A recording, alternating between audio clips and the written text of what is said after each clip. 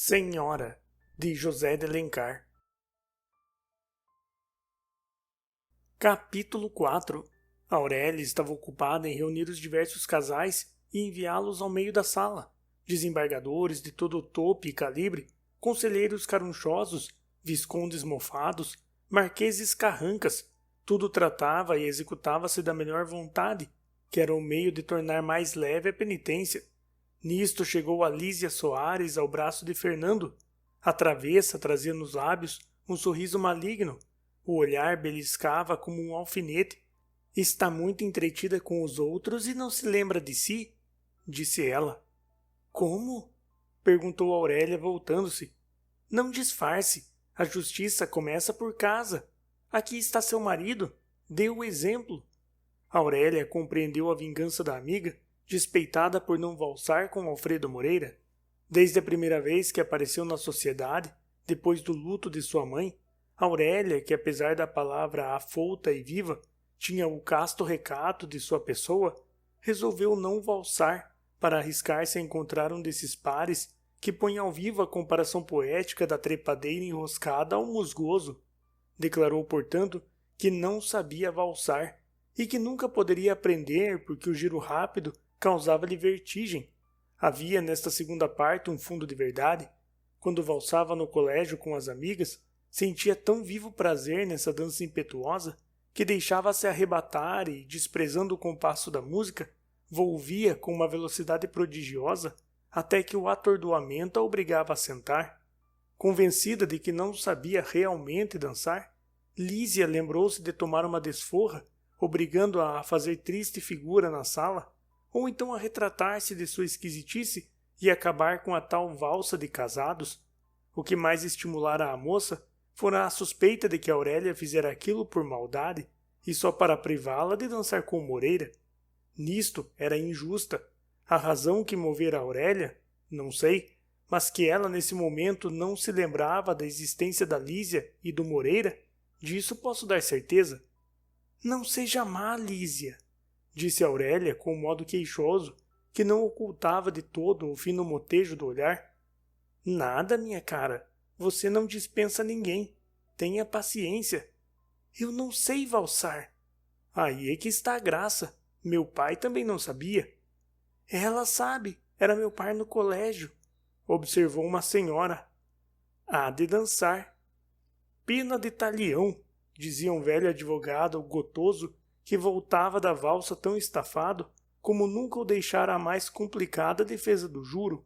Caso de justa represália, acudia um velho diplomata que fizera sua carreira em eterna disponibilidade, sem trocadilhos. A coroa sede ante a opinião no Brasil eram a chapa e o cunho da mesma moeda em que ele recebia o salário. As senhoras insistiam para se despicarem da entrega que lhes fizera a dona da casa, as moças, por pirraça, e os rapazes pelo desejo de quebrar o encanto a Aurélia e terem-na daí em diante como par certo de valsa. Não é preciso essa revolução. Eu me submeto, disse Aurélia, curvando gentilmente a cabeça, dirigindo-se ao marido que estava de fronte e a quem a Lísia não consentira que se retirasse, tomou-lhe resolutamente o braço e deixou-se conduzir ao meio da sala. Por que se constrange? Não quer valsar? Eu tomo sobre mim a recusa, segredou Seixas. É questão de vaidade. Compreende a força que tem para nós mulheres esse nosso ponto de honra? Tornou Aurélia também a meia voz. Nesse momento não. Não compreendo. Veja a Lísia como está saboreando o meu vexame de não saber valsar. E o fiasco que me espera? Demais. Sua voz teve uma nota vibrante. Demais. O senhor pode pensar que tenho medo. Aurélia pousara a mão no ombro do marido e, imprimindo-lhe ao talhe um movimento gracioso e ondulado, como o arfar da borboleta que palpita no seio do cacto, colocou-se diante do seu cavalheiro e entregou-lhe a cintura mimosa. Era a primeira vez e já tinham mais de 6 meses de casados. Era a primeira vez que o braço de Seixas enlaçava a cintura de Aurélia. Explica-se, pois, o estremecimento que ambos sofreram ao mútuo contato, quando essa cadeia viva os prendeu. balançava-se o airoso para a cadência da música arrebatadora, e todos os admiravam, menos Lísia Soares, que ralava-se de despeito ao ver a silfidez e graça com que Aurélia valsava, triunfando, quando ela esperava humilhá-la. Aurélia tinha nessa noite um vestido de tule cor de ouro que a vestia como uma gaze de luz. Com o voltear da valsa, as ondas vaporosas da saia e a manga roçagante do braço que erguera para apoiar-se em seu par, flutuavam como nuvens diáfanas embebidas de sol e envolviam a ela e ao cavalheiro como um brilhante arrebol. Parecia que voavam ambos arrebatados ao céu por uma assunção radiosa. A cabeça de Aurélia afrontara-se, atirada para o ombro como um gesto sobranceiro e uma expressão provocadora, que por certo havia de desairar outro semblante, mas tinha no seu uma sedução irresistível e uma beleza fatal e deslumbrante. Nunca se fixou na tela, nem se lavrou no mármore, tão sublime imagem da tentação como aí estava encarnada na altivez fascinante da formosa mulher. Aos primeiros compassos principiou este rápido diálogo, cortado pelas evoluções da dança. Não sei valsar devagar. Pois apressemos o passo. Não lhe tonteia? Não, a cabeça é forte. E o coração? Este já calejou. Pois eu sou o contrário. O coração nunca vacilou. A moça continuara soltando frases intermitentes. A cabeça é que é fraca. Mas que singularidade! Em tudo sou esquisita. Devagar é que tonteio. A casa roda em torno de mim. Depressa não. Quando tudo desaparece. Quando não vejo mais nada. Então sim. Então gosto de valsar. E posso valsar muito tempo. Passavam perto da música. Seixas disse ao regente da orquestra: apresse o compasso. O arco do regente deu o sinal. Mais, disse Aurélia. Amiudaram-se as pancadas do arco. Ainda mais, ordenou a moça. O arco sibilou, os instrumentos estrepitaram, as notas despenhavam-se não em escalas, mas em borbotões. Não era mais valsa de Strauss, era um turbilhão musical, um pampeiro como saía das mãos inspiradas de Liszt. O lindo par arrojou-se, deixando a trotar classicamente os outros que não podiam acompanhar aquela torrente impetuosa. Obscurecia-se a vista que buscava acompanhá-lo. Ele passava nublado por aquela espécie de atmosfera oscilante que a velocidade da rotação estabelecia em torno de si. Aurélia cerrara ao meio as pálpebras, seus longos cílios franjados, que roçavam o cetim das faces, sombrearam o fogo intenso do olhar, que escapava-se agora em chispas sutis, referiam o semblante de Seixas com os rútilos de uma estrela. A valsa é filha das brumas da Alemanha e irmã das louras valquírias do norte. Talvez sobre essas regiões do gelo, com os doces esplendores da neve, o céu derrame alguma da serenidade e inocência que fruem os bem-aventurados. Talvez que os povos da fecunda Germânia, quando vão ao baile, mudem o temperamento com que marcham à guerra e façam correr nas veias cerveja em vez de sangue. A ser assim, pode a valsa ter naqueles países as honras de uma dança de sala? Em outra latitude, deve ser desterrada para os bailes públicos, onde os homens gastos vão buscar sensações fortes que o ébrio pede ao álcool. Há nessa dança impetuosa alguma coisa que lembra os mistérios consagrados a Vênus pela Grécia pagã, ou o delírio das bacantes quando agitavam o tirso. É na frase do grande poeta a valsa moura e lasciva, desfolhando as mulheres e as flores.